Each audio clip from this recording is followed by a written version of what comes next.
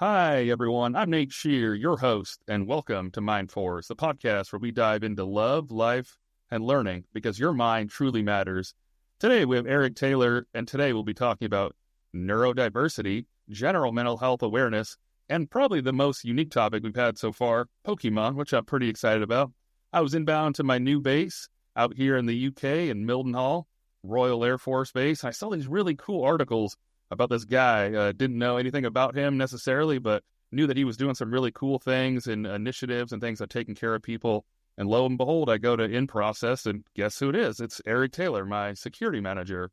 So it's really cool to be able to connect a face with a name. So Erik, thanks for coming on the show. Yeah, thanks for having me. It's good to be here. Absolutely. So I want to start with the warm-up, the who, what, why. Who are you? What do you do? And why are you here? All right. Well, I'm Erik Taylor. I am a computer technician by trade, but right now I'm working as an administrative role, working on people's annual reports and award packages and such, processing them, making sure they look good. And let's see, what I do other than that is a lot of extra stuff. It's a really busy life these days, but it's someone's got to do it. Absolutely. And who are you in a nutshell? You got married? Yeah, I just got married back in August, so that's been fun. Let's see, 34, born in Arkansas. I joined the military at 23.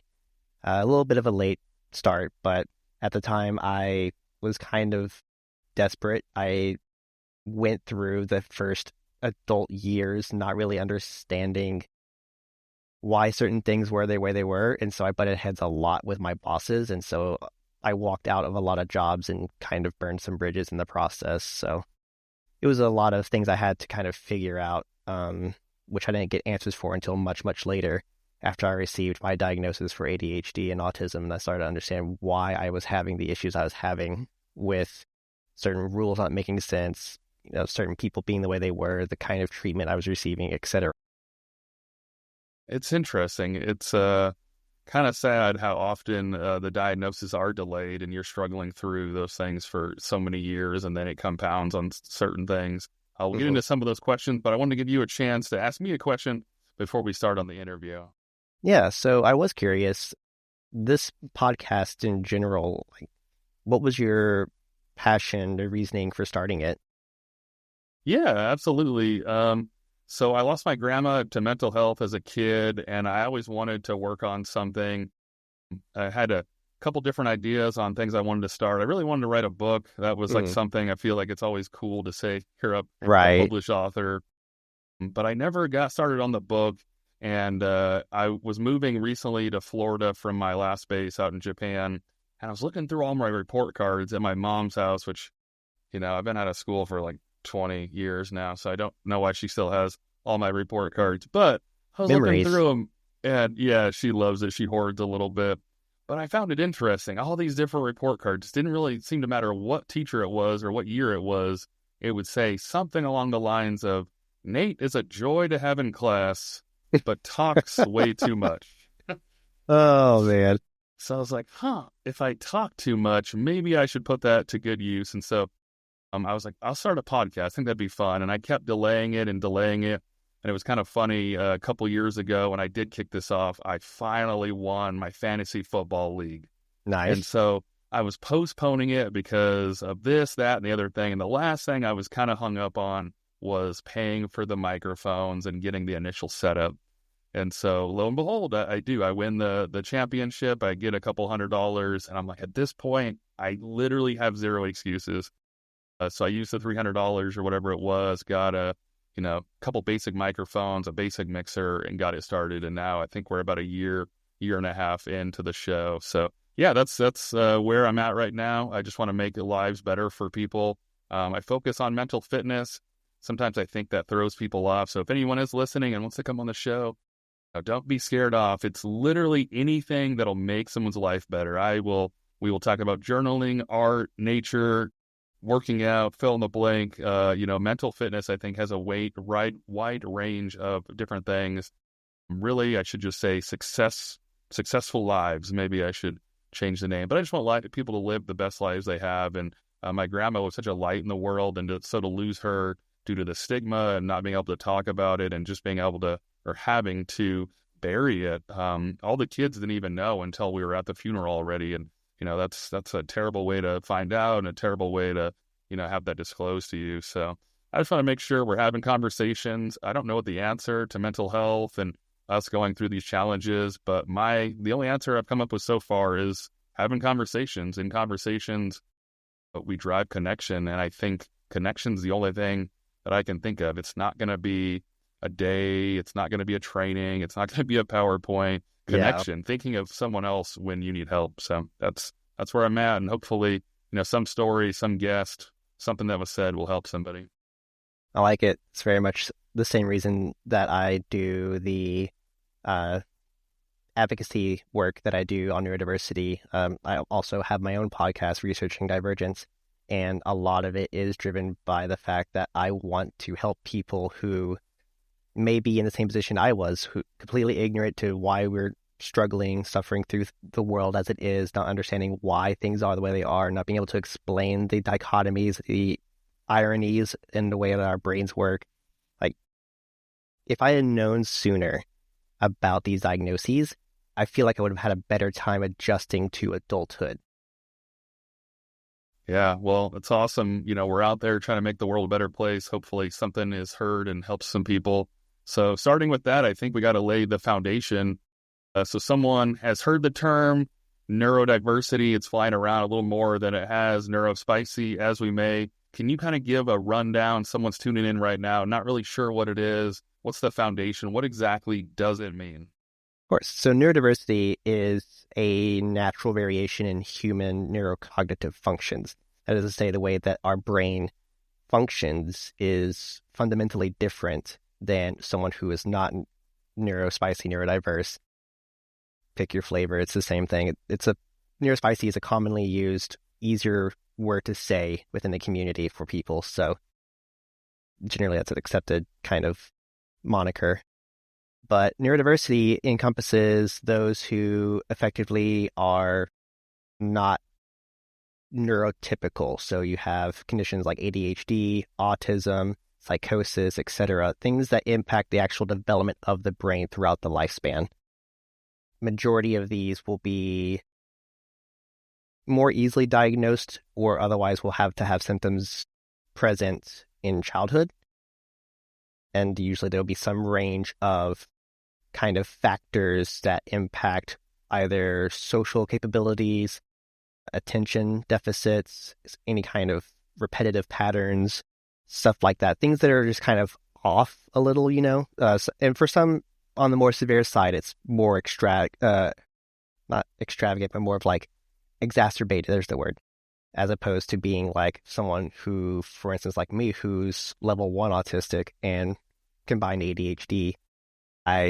My symptoms are largely mitigated by each other, except for in certain instances, like people can kind of pick up on things that are odd with me, but not so much as like kind of like glaringly obvious, which is why I was missed for so long for my diagnoses.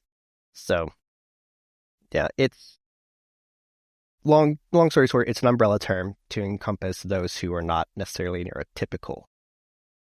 So I'm curious, you briefly touched on it, but could you go a little more in depth on the spectrum? I think sometimes people either believe they either have it or don't have it, but you have a range from, a range of different things. Can you kind of walk through how someone could be on one side or the other? Sure. So spectrum is kind of it's the best use word for not having a good word in its place. So when you think of spectrum, you think of like a bar or like a wave, radio wave, etc. It's more like a pie that has spokes for different levels of symptoms for autism. Autism recently was changed some couple of years ago now, per the DSM, the Diagnostic and Statistical Manual for Mental Disorders, 5th edition, which is the American, more specific guidebook that's used for mental disorders. It now includes things like Asperger's, there was another one. It was a pervasive developmental disorder, not otherwise specified. That's the term. And then autism. They're all now wrapped up together as just autism spectrum disorder, with now varying levels 1, 2, and 3 of required support. Level 1 is generally going to consist of your people like myself who are able to function, still need like some varying levels of support, but we can otherwise get through our lives generally without needing a dedicated care support individual. Level 2 is where you'll start seeing more of that need for support, maybe going out to do certain errands or with certain various activities that they're more drastically impacted by. Like if certain environmental stimuli are very impactful to that individual, then perhaps a care support worker would be with them in those environments if they had to go there. And then level 3 generally are the ones who are unable to function without a support worker. They're the kinds of people that you'll see in like mental health homes, for lack of a better word. They're like care homes. I'm not sure what they're called in the States, but here they have various care homes for people who have collectively similar neurocognitive disabilities, and they have support workers who stay with them and they go out. You'll see them out with like people with Down syndrome, with autism, etc. People that they can take out and take care of, still give them a quality of life that they otherwise can't have on their own. That makes sense. You'd mentioned canceling out. So generally, I mean, I guess it's probably impossible to generalize, but commonly, do people have multiple, and do they commonly cancel out some of the symptoms and things like that? Or what's the... It's very prevalent to have 2 to 3 comorbidities, as they're called, when it comes to having a neurodevelopmental disorder. Most typically, you'll see ADHD and autism together. Also, you'll see depression in there a lot of the times with them. Anxiety is really common as well. So you'll usually see other disorders lumped in the mix largely by consequence. Sometimes it's just the way the genetics fall. Like ADHD and autism, for instance, it's just how the genetics fall. But then for me to have comorbid depression as well is a consequence of having unrecognized and untreated ADHD and autism on top of everything else in life being otherwise skewed by that lens. So a lot of times diagnoses are missed because all people see first are the anxiety and the depression, those kinds of surface level, I want to say, for lack of better terminology here, displayable symptoms. Yeah, that makes sense. And you said, like struggling and, losing jobs and things like that. Things are really going to compound on each other if you're not really understanding what's happening. So the next question I had for you, with the neurodiversity, what are ways you really see that every day? So someone that isn't familiar with the term, what are some like everyday examples for a few of the categories? So a lot of the symptoms that we deal with are just every people problems. They're just typical problems, but they're dialed to 11. The difference between someone having, a bad short memory span, rather, short working memory, there it is. Someone who has that kind of intermittently, towards someone with ADHD like myself who has it pervasively, means that I'll forget things constantly. I have to have a running checklist of everything. I have to write down everything or else I will forget, as opposed to someone who may like forget something every once in a while. It happens to everyone. The level of difference is I frequently am at a detriment in my livelihood as a result of how frequently I forget things and how frequently it impacts me, because then it comes to the consequence of I failed this individual, or I failed this task, or I forgot this again, and it compounds and compounds and compounds, and it makes it just worse for us. To whereas other people who don't have this problem can forget something, be like, oh, whoops, my bad, I'm sorry, and it's written off as fine. But if you forget something routinely, daily, all the time, regardless of what it is, people start saying like, dude, you always forget, or you never remember anything. And that's the level of difference. So is that where it starts to kind of cross over? Because I feel like it's kind of almost become like a common term, like OCD and ADD. It's like if you line up all your clothes in your closet, people are like, oh, I'm so OCD. Or, if you forget something, it's like the common term now, almost like ADD. Like, where does it, is it just for fun and it's haha, or like, and then when does it cross over to you might need to, get evaluated? When it starts to impact things like that? Right. Also, another thing to consider is how long the problem has existed. If you can trace it all the way back through childhood, then that would be something that you'd want to consider looking into a diagnosis for, seeing someone about. If it's just situationally based and you can identify the factors and then maybe it's not necessarily all the way back to childhood, then it may just be a habit that you've developed as a result of something that happened along the way. It can be difficult to differentiate, but like I said, a leading factor is, has it been a thing all your life kind of thing? If it's that level and it meets all the different criteria for a diagnosis, worth seeing someone about. People saying everyone's a little autistic, everyone's a little OCD, it's understandable that that happens because people rely on observational data, what they can see, what they can observe with their five senses to make a discernment or their version of the truth of what they're observing. So just by consequence, that happens a lot. And some people are upset about it. Some people aren't. On the side of, I understand it's just simply ignorance. There's nothing wrong inherently with ignorance. You can fix ignorance by educating people. So the way I see it is, sure, these conversations happen routinely for me. That I hear these comments all the time. I don't blame people for being that way because I was very much in their shoes when I received my ADHD diagnosis. I was confused when doctor said you have ADHD, and I said, how do I have hyperactive kid syndrome? That's what I knew it as. Like, I never heard it after I left elementary school. I never heard of it again until I was 30, 32.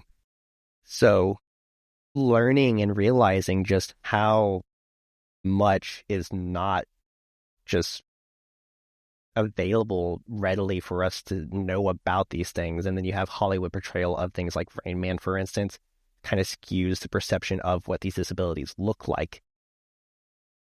There's a lot of factors that play into why people don't understand it. That's why I try to give them grace, like I give myself grace, recognizing that that's just the way things are right now. I got a funny story, sort of a tangent, but I feel like it connects, so hopefully it does. It's interesting because movies, you see stuff, and I feel like people see it enough or they believe it to be true.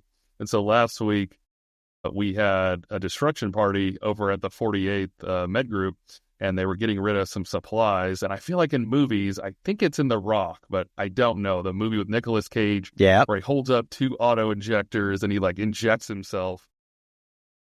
I don't know if that's true, but the moral of this story is the person put their thumb over the needle portion and put a needle through their thumb, and it bounced off the bone and bent the needle. But it's funny in the way where I think that it has been seen so many times where you need to put your thumb over it and that it's completely not accurate. It's on the other end of the thing. It's 180 degrees from where it's supposed to be, but it's been seen so many times. I must put my thumb on it. No, that's not even how they work. They work on pressure on your leg. But anyway, I guess that's sort of related and sort of not. right. I'm because curious. You could see that how people do that with the thumb over it because pins are that way. It's the same shape. Also, applying the pressure, if you can't get the pressure with just your hand cupped holding something, you would use your thumb to push down more. So, there's a lot of layers as to why you would think that would happen in general if you just, kind of think about it. But as a result of that, yeah, you get people stabbing themselves in the thumb. Ugh, I couldn't believe it. It bent the needle. I'm like, that's not a good day. That's some sturdy bones. It was funny bones. because he was like, I don't feel anything. I was like, yeah, because you just got a narcotic. You feel fine. Well, he'll feel it in 3 hours. It'll catch up with you. So I'm curious, that day that you did get the diagnosis, was it like an aha? You're like, yeah, that totally makes sense. Or were you confused? I mean, I guess you said that you thought it was just for kids. So could you walk through those couple days after you got it, what you were thinking? Yeah. So initially I got the diagnosis. I was like, this is okay. I don't know anything about this now, apparently. So, I asked for a little bit of basic information. They provided me some basic details, a little pamphlet. It's like, give it a read, do some research, reach back out for a follow-up appointment in a week. We'll discuss treatment options from there. So that's what I did. And I used, by the powers of ADHD hyperfocus, way too many hours into this stuff every day. But I needed to know, I couldn't not know anymore. So researching it, learning about it, seeing the difference in like how it appears in different people, like how the symptoms manifest for different people, seeing the similarities going on from there. And come a week later, when it was time for my follow up, I was like, you know what? I'm understanding now how this works. I can very specifically point out times in my life where it has been glaringly obvious that I have this. So, and then reading about the genetics of it and then recognizing that my mom very much was where I got it from. Like she and I were the same person, just difference in age and gender, of course. But, she was my best friend. She was my biggest fan. So, that kind of really put it all, like, it was like the nail in the coffin, as it were, to like really discerning, like, okay, like there's no doubt about it.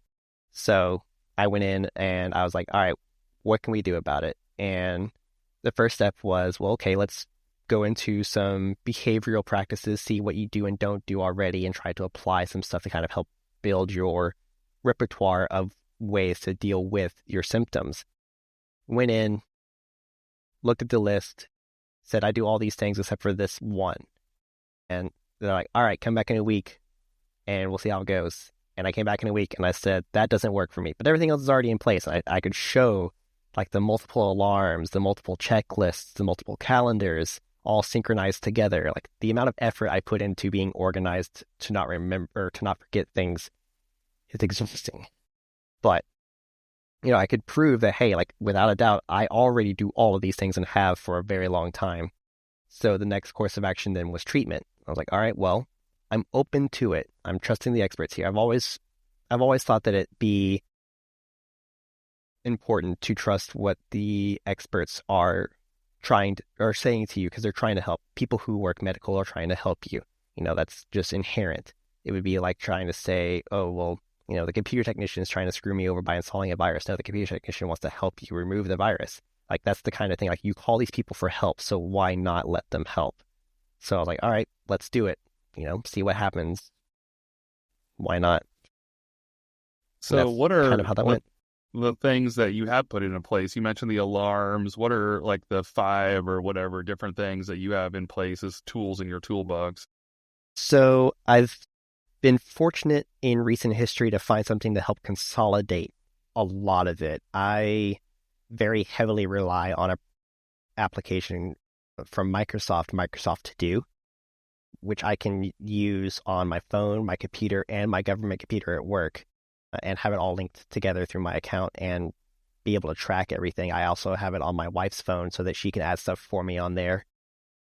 And so that way she also can kind of have an idea of like, if I have too much going on, then she can see that just inherently if she needed to. So that's a huge kind of tool that I use right now. Otherwise, it would be my Google Calendar, of course, setting up reminders on there, setting reminder times relative to the event. Like if the event's 15 minutes away, then I'll set a reminder roughly 45 minutes prior.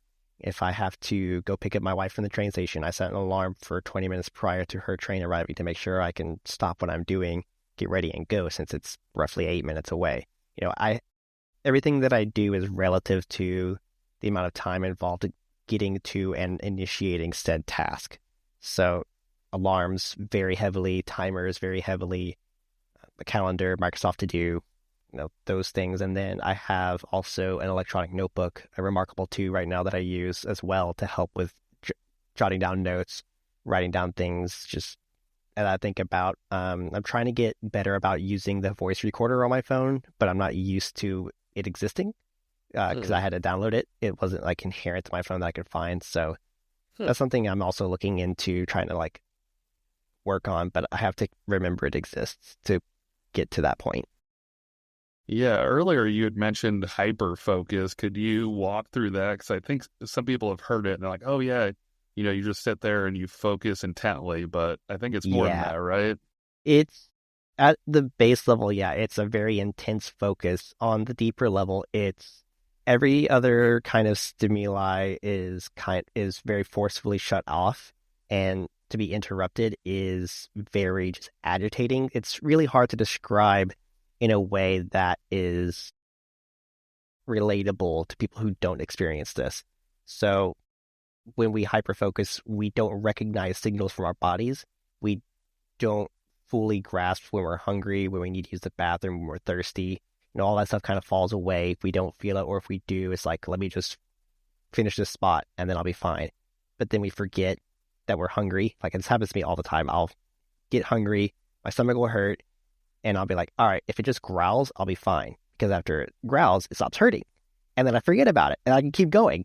So that happens routinely for me. That's my big kind of flaw on that part. But we'll just dive and dive and dive and dive, and we'll have 80 tabs open about different things. We'll be reading a research article. I'm really bad about reading research articles all the way through, looking for the peer-reviewed ones, looking at various things, seeing things in there that I don't know or understand. I'll click on that and I'll read through that one next, and I'll go back to it. And it's a lot of back and forth, reading through these very complex literatures, understand something, and then going online to social media and finding these things. Like, now that I have terminologies to use and look them up to see, like, okay, like, is there content on this? Can people like kind of express this in their own way to kind of get like the layman's terms, and also like various ways that these things manifest in the real world for people? Because while social media, is social media, I still feel like it is very useful as a tool to kind of get a pulse on something through the lens of the world as a whole. Yeah, that's one reason. Sometimes I get a bad rap for being on the Air Menencio page, and they're like, oh, it's all negative. Why are you on there? But I feel like as a leader, or just really as a service member in general, just knowing what people are talking about. And obviously I have to filter, like, I can't take it all at face value, but burying your head in the sand or ignoring it altogether, then you just don't know what's going on. I mean, the page, even though it has a bad rap and, sometimes not always the most positive. I mean, I think some changes, like getting attention for the dorms that had mold and some other things, I mean, right, maybe that wouldn't have come to light. So yeah, that's definitely an important thing, I think, to keep your pulse on the situation. I wanted to ask, hopefully it's not too personal, but you said you just got married. Are there tricks or things that you've talked with your wife about, like not interrupting or waiting for certain times or things like that, going back to the hyper focus and breaking concentration? Are there things that you do to help each other out? So it's ironic because I very heavily suspect that she has inattentive ADHD, but she doesn't have a diagnosis. We don't know. We don't have really the time to go into it at the moment for that part, because we just got her all my orders situated and everything, got her on my insurance. Like, we just did this like not too long ago, maybe a week or two ago. So like getting to that point is kind of on the horizon, but not close at hand. But given what I know about it, given my own symptoms, and then observing her, like, I'm realizing that the biggest thing I can do for her and she can do for me is just be open with communication. And that's true for really any relationship. But it's important to, what's the word I'm looking for here? Intentionally communicate, intentionally listen to your partner, intentionally recognize when you make a mistake, when they make a mistake, try to explain things, try to reason with each other. It's difficult. Honestly, it is. There's no easy way about it. It takes time. It takes practice. It takes working with each other. And I am incredibly fortunate to have such a supportive partner who, can deal with me in the way I am and can help me with recognizing things that I can't recognize from myself that I do. She recognizes when my medication's worn off before I do. That kind of stuff. She's observant and recognizes and points out these things for me so that I know better about myself and what to do about these things as they occur. I've learned a lot through her about myself. So communication definitely is the biggest thing I can champion for this. It's very intentional communication, very deliberate communication, very open, honest, and reciprocal communication. Yeah, that makes sense. I mean, it's awesome. She loves you as you are. That's the most important part. And you guys are just helping each other out. Probably helps if, she does have a little bit of it too, so you guys can relate to each other. Yep. It's easier when you can relate. The next topic we have on is like general mental health awareness. So What have you seen, like your understanding of neurodiversity? How does that help contribute to a broader awareness of mental health needs? So realizing that COVID and teleworking policies from that were hugely helpful for people who are neurodiverse, I think was the biggest thing I started working with recently. Thankfully, my leadership is very supportive and very innovative, focused, very involved in and invested in learning about neurodiversity and trying things, until failure kind of stuff. And good idea fairies, they like to call themselves. Their words, not mine. So, practicing teleworking skills, bringing back stuff that we used during COVID times to help for, days where we just need that mental health break. We had former Chief Bass who wanted to instate mental health wellness days, and it kind of got mocked at the time, but the idea is sound. Like, everyone needs these kinds of days. Just depends on who needs them, when, and how frequently. Those of us who are neurodiverse are drastically impacted by our environment by consequence, and so being able to control our environment helps with being able to mitigate a lot of those symptoms. Like for myself, I'm very adverse to light. I hate these lights, but I can't change them, unfortunately, because the bass is weird. I'm very adverse to sounds as well. So being able to control that environment and reduce what my brain has to perceive in those fields really helps with being able to manage just the day, because it starts to just wear down kind of. I hate to use terminology for lack of better words here, but kind of at the soul level, it really wears us down, and it just gets hard to continue. And some of that may just be also the comorbid depression that I deal with. But at the end of the day, like, that is my reality, that is my life. So I have to recognize that other people could be dealing with this. And, from there, I just have to learn what everyone else deals with and try to advocate for that. Yeah, and that's one thing I hope with this podcast we can continue. It's why I honed in and focus on the term mental fitness, because I feel like mental health seems to be negative connotation. It's a building, it's a person, it's whatever. Mental fitness, the fitness aspect of that is really like continuously working, continuously trying to learn, and always, you do your cardio 3 times a week, you're trying to work on that. So that fitness aspect, and I think that's perfect. Like, we talk about physical aspects all the time. We talk about working out, what we're doing, what type of sets, but like, you can have sick days, right? We've had sick days for, as long as unions or however far back it goes, but it's like you said, almost mocked or, made fun of for the mental health day. It's like, aren't those the same? Like, it's one body. The brain is inside the same body as the brain's a muscle. Yeah, that gets sick just as the rest of the body gets sick. I don't know. It's pretty bizarre. Next question I wanted to ask you are, what are some simple ways we can all promote better mental health in our communities? Being open to acknowledging and admitting when you're wrong. That is the biggest thing you can do. Recognizing when you've said something that hurts someone's feelings and they tell you, hey, that's not cool, and realizing like, oh, I made a mistake. I'm sorry. That was my bad. Can you tell me what to say differently or to avoid the topic entirely? Like, be open, honest, and a little bit vulnerable. It's hard to do, but just being honest with each other, being mindful, being willing to be vulnerable, to be like, hey, like, this is not cool and here's why. Because a lot of people are able to be more receptive to requests if you express kind of the vulnerability aspect to it. It opens that empathy for people, because just kind of socially speaking, we have a bad habit of kind of walling off each other at that level. We make a joke because it's a general joke and it gets laughs, but people laugh sometimes because that's what everyone else is doing and they're uncomfortable, but they don't want to like cause a scene.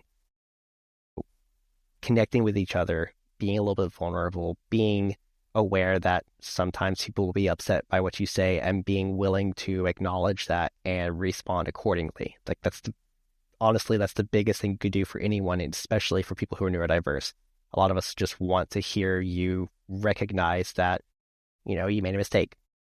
It's not a big deal. If you accept that you did that, That's all we ask for, because all we ever try to do when we explain why we do something is because we want you to understand that like we're accepting responsibility for what we did.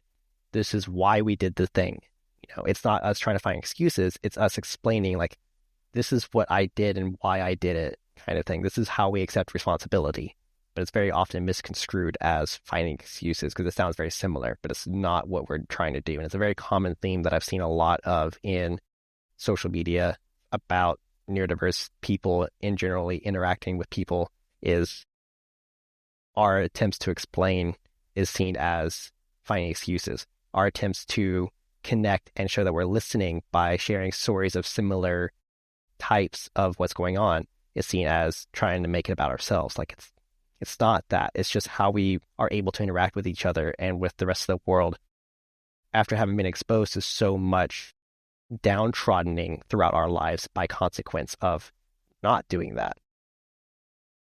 So do you have any advice on that? I know personally, two things I struggle with a lot is jumping in the middle of stories because I can't remember and I want to get this thought out. And if I don't, then I'm going to miss the opportunity. And then also relating stories back to myself. And I know I've seen more on, different social media and whatnot that it comes across as rude. And it's just interesting to me. I'm coming up on 40 and I've always thought it's like my way to relate. Like, I'm not saying it's about me, but I find that we're closer in connection. And so are there tips that maybe you just pick and choose, or maybe you limit the amount of times you do the things that are seen as disruptive, or do you have any tips on that? Honestly, it's a topic I've not had to actually worry about until recently, because no one really brought that kind of stuff to my attention until more recently. I'd never really had anyone be like, oh, you just make this about yourself, or you're just looking for excuses. Like at best, I say at best, but the most I ever had to deal with it was from my stepfather, who was just very much about accusing people for doing things anyway. So I didn't really have a good way to deal with it. I still don't really have a good way to deal with it. It's just trying to figure it out as you go is unfortunately the way it goes for a lot of times. So, you'll learn who your people are, who accept you for the way you are, and, build those relationships and recognize that other people who may be looking down on you for jumping in because you got to get the thought out or else you'll forget. I'm bad about that personally. That kind of stuff, relating to people to show that you're listening and that you're empathizing, that kind of stuff, explaining why you do things, that kind of stuff. Recognizing that people are looking down on you for doing that because they don't understand is also key. It helps with kind of separating yourself from their response. It's very easy for us to latch onto that response and shape our personality, our masks around that. So it's important to recognize what is a masking trait based off a response and what is just genuinely us. That makes sense. Before we move on from neurodiversity, I'd like you to take a couple minutes and tell us, different initiatives and Neurodiverse, AF, Dan Kaiser. A lot of people are working on some really cool stuff. What's the current stuff going on right now? Yeah, so there's a lot going on with the Disability Action Team. I joined somewhat recently, and they have quite a few lines of efforts with different people working them. Myself specifically, I'm part of the awareness and advocacy part of those efforts. And so my goal is right now to build a working relation with the Royal Air Force folks on neurodiversity for our military individuals, how to help them, how to share ideas with each other, what we can do for each other because we are on foreign soil. We're in a different country. We're not in the States. How we can help each other deal with the differences, that stuff. That's kind of where I'm at right now. For the rest of the Disability Action Team, a lot of them are working on stuff at the very policy level for larger corporations, for businesses, for the country. A lot of people are working with the Senate and trying to develop certain literature to help people, trying to rework some of our documentation that impacts joining the service versus keeping them out, working on those waiver policies, the restrictions. There's a pilot program going on that I recently heard about that was started back in 2022, I think it was, that was working to reduce the restrictions on the waivers for people joining with ADHD. So a lot of these things are coming from these initiative groups. I'm not sure the other branches what their initiative groups are called, but for the Air Force, it's an Air Force Neurodiversity Initiative. It's run by the Disability Action Team. And so that's kind of very broadly what's they're doing and what's going on. That's perfect. If somebody wanted to get involved, how do they do? So easiest way they could get involved is reaching out to Daniel Kaiser. His email daniel.kaiser.1@us.af.mil. That's how you can reach him if you wanted to get involved. And then they're largely based in the States. There's a few of us who are just overseas by consequence and trying to do our part out here. But that's who you can reach out to try to get involved.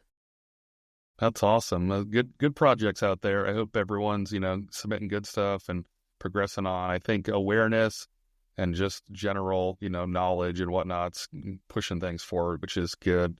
I know change is difficult for humans, but I think we're, going the right direction and making things better. The last part we have today is Pokemon, which is going to be super fun. So this is awesome. I only know the first 150, up to Mewtwo, and then I kind of lost it. There's so many versions now. I had a great time. It's funny though. My son, he just got, he borrowed, I think, Sword or Shield from the library. So he's in it. And I'm just so excited to be beside him and getting back into it. So the first question I have, Pokemon have a diverse range of characters and traits. How do you see it relating to the concepts of neurodiversity?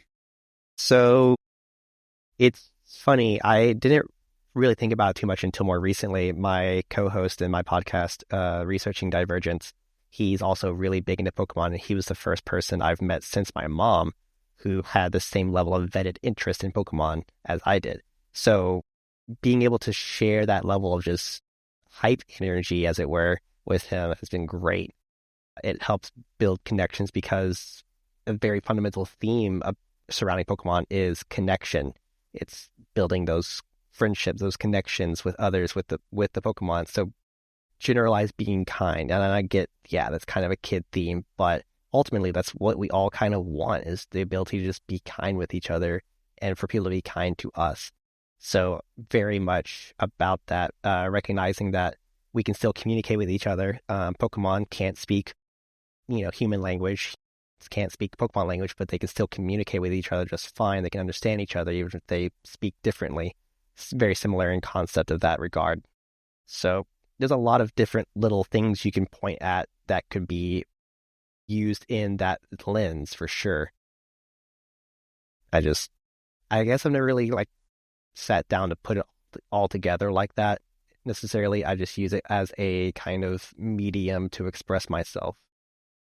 And I think it's cool, thinking about it. You got fire, water, ice, dragon, flying. And so I think that's kind of cool, where we're all different and we all do different things, and we might have different combinations of dragon and flying or whatever it may be. So maybe it's a stretch. I don't know. But I like the idea of thinking that we're all different. We all bring different things to the table, and you need to have the right setup to be able to defeat the gym or whatever it may be. So I think that's pretty cool, bringing those unique differences.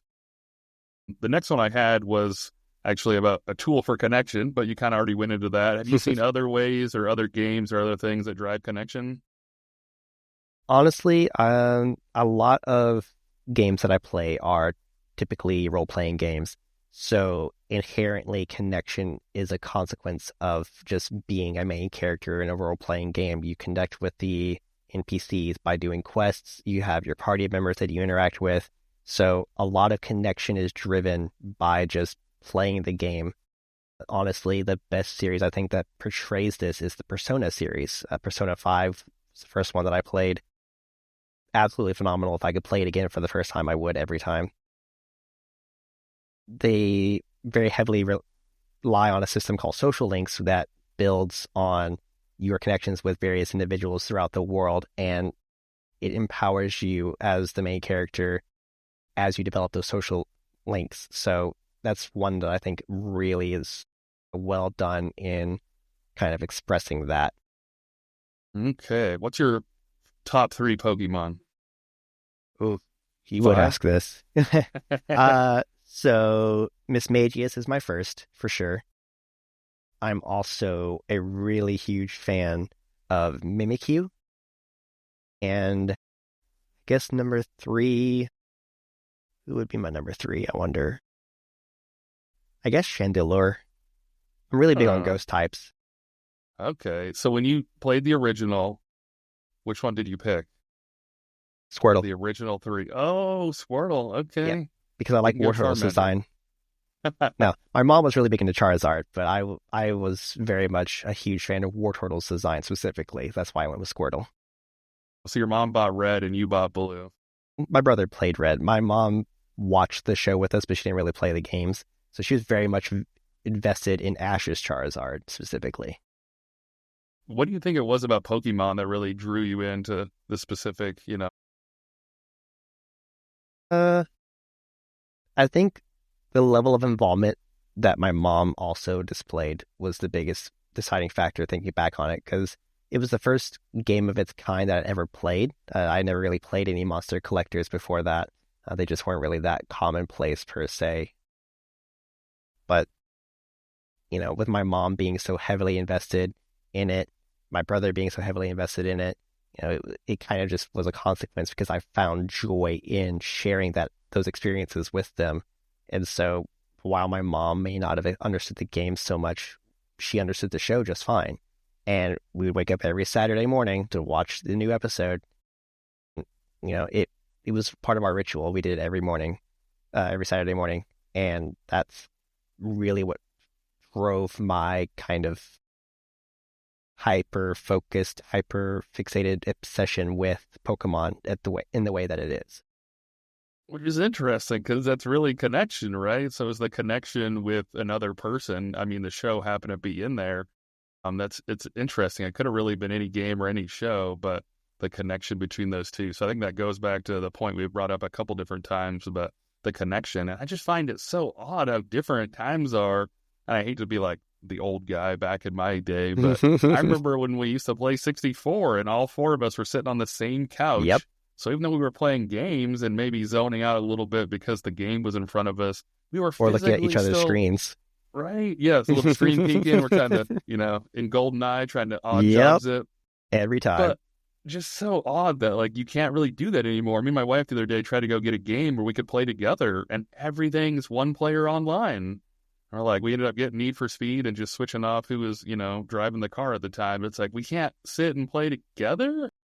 The Yeah. times have definitely changed. I think that connection with the human is a little lost. Right. And that's just kind of one by consequence, because now that we have such widely supported internet in general, it's easier to connect around the world. But by consequence, also, a lot of people kind of live socially isolated from each other in a way. Like we interact with each other at work, sure, or at school, sure, but those deeper level connections aren't as prominent as a consequence, especially in adulthood. And so really you don't see the couch co-op games as often. You'll see them more. Usually Nintendo tries to put them out. I know one that comes to mind readily is It Takes Two. It's a couch co-op game. That one a lot of people like. So they're still making them. They're still out there. There's just so few because of the availability of the internet now allows people to make online co-op as opposed to couch co-op. Yeah, I enjoyed It Takes Two. I was a little disappointed the game started with like all that fighting with the parents, and they're like talking about divorce, and then my son's like, "What's divorce?" I'm like, "Oh, geez, are we starting this right Yeah. now?" I don't want to explain this, but it was a great game. I wish they maybe could have done without that fighting in the beginning. Mm-hmm. Well, I got one or two last questions for you. So, what's one piece of advice you'd give to listeners about embracing neurodiversity, mental health awareness, or even connecting through shared interests like Pokemon? Like I said before, being vulnerable is honestly the hardest but most important step you can take in the communication process with others. Being willing to kind of lower your guard and connect with others, it's hard to do, especially with the way communication works these days, with the availability of the internet, people being able to be whoever they want online. It's hard. It's way harder now than it used to be, I feel like, but it's still important to remember that that kind of is the biggest key in developing bonds, is being able to share kind of those vulnerable moments with each other. That makes sense. So if you see someone in an airport that looks overwhelmed, it's too loud or something like that, if you did see someone that looked like they were in a difficult situation, sometimes I'm always torn. Will like it look like pity, or will it look like I'm trying to do something that I'm not supposed to do? Or do you have any advice if someone does look uncomfortable and trying to help people out there? It never hurts to ask, honestly speaking. Like, if you are willing to set aside your kind of view of what you look like to others and be more focused on that individual needs help, if they look like they need help, there's nothing wrong with asking. And the easiest way I kind of deal with it is, these other people, I don't know who they are. I'll never see them again, likely. The likelihood of me running into them again and even remembering is very, very, very low. It's a nearly zero, non-zero number, as I call it. But it's percentage-wise mitigatable. I don't have to worry about it. So it's easier for me to approach a situation knowing that. And worst case, I guess they say no, and you just move on, Yeah. right? But, they were like, this person checked up on me, but you don't know what they're going to go talk about, and that's okay. Like, you don't have to know. It's easy for me to say that in a theoretical situation, of course, I get that. But learning how to embrace that mentality is also a huge factor in being able to kind of confront those fears, is recognizing like your level of attention to yourself, the way you perceive yourself amongst the environment, is not nearly as significant as one would think. Like, not that many people are paying attention to you. Not that many people are concerned about what you're doing. It's not as huge as you make it out to yourself to be. And that's just by consequence. We don't recognize that because it's not really taught to us that way. That's so funny, too. When you hear people talking or see people talking in a group, for some reason, you're always like, must be talking about me. Mm-hmm. Probably not. Probably not. The chances are pretty low. There's so much to talk about. It's probably not about you. So, Erik, thanks for coming out. Wanted to give you the final takeaway. If you could leave our listeners with one takeaway, talked for about 53 minutes, what would you pull from today's conversation as that final takeaway?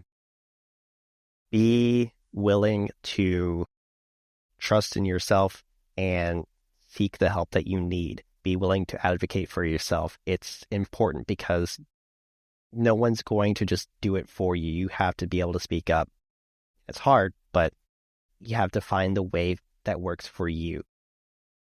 And if you don't, you're going to continue and you're going to have things compound, right? So, Exactly. I guess that's ripping the Band-Aid, but get the help that you need and then, find those tools that work for you.